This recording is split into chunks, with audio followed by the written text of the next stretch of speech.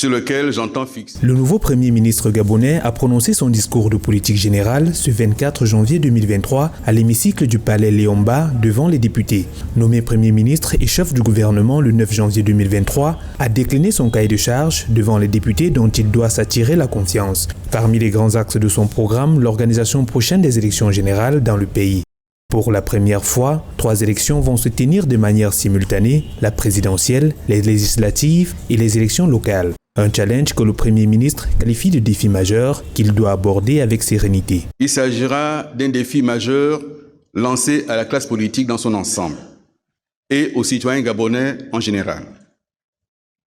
Par sa tradition de paix et de stabilité, notre pays doit aborder ces échéances avec sérénité, car le Gabon que nous aimons, le Gabon est notre destin commun et le Gabon est notre avenir.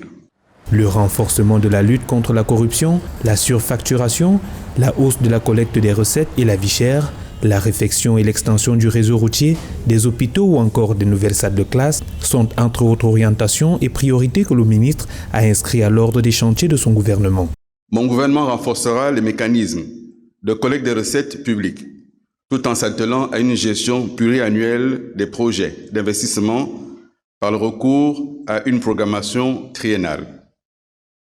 Nous maintiendrons également le dialogue avec nos partenaires multilatéraux à qui nous présenterons les axes majeurs de l'orientation sociale que nous donnons à notre action publique. Le Gabon jouit d'un fort potentiel économique grâce notamment à d'importantes ressources naturelles et une économie fortement tributaire du secteur pétrolier dont il est le 8e producteur continental. Mais le pays doit faire face à l'inflation et à la montée du chômage. Selon la Banque africaine de développement, le chômage était estimé à 20,5% en 2020, exacerbant la pauvreté estimée à 33,4% en 2017.